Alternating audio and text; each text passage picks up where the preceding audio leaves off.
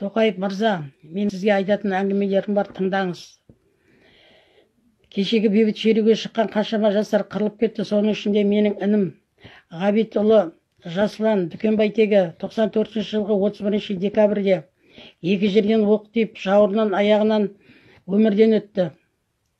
Біз 2 күннен кейін тапқан кезде, мәйітханадан алған кезде баланың ішкі құрылысының бәрі жарылған. Көкіректен төмен қарай, кіндіктен оңға солға қарай жарылған екен, ішін жарған баланың. Үйге әкелгеннен кейін осындай жағдайдың бәрін көріп, жүрегі шыдамаған менің жолдасым бірден сол жерде құлап, ол кісі өмірден өтіп кетті.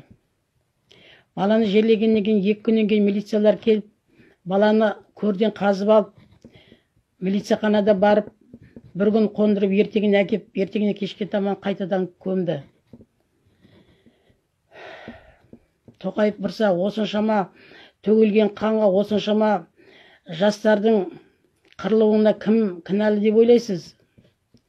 Өтіріктен 20 мың террорист кірді деп, бейбіт халыққа, бейбіт жастарға оқ атуға бұйрық беріп, қаншама жастарды қырдыңыз.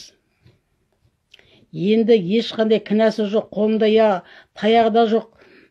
Қазақтың жастарын террорист қылмақшы болып, соларды больницаның ішінде алып кетіп, анау түрмеге алып барып, неше түрлі қинап, соларға өтіріктен соларға мойнына қойдырып атсыз. Істемеген нәрсесі істейді деп. 20 мың террорист шығармақшы болып санын. Өзіңіздің жағдайыңызды ойлап отырсыз. Және айтып қоясыз, мен жаңа Қазақстан құрам деп.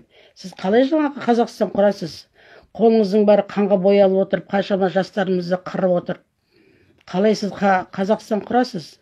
Назарбаевтың бәтесін алған, Назарбаевтың даңғылы жолымен келатқан, барлық қасыңызда отырған Назарбаевтың құйыршықтарымен бірге қайтадан жаңа Қазақстан құрам деп отырсыз ба? Жоқ, сіз құра алмайсыз.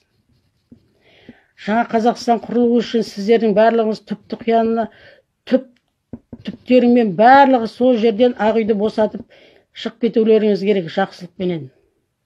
Сіздердің орындарыңызға, сіздердің ақылдарыңыздан 10 есе, 100 есе артық жастар жүр, қазақтар, жігіттері бар, азаматтар, ел басқаратын, солар келу керек.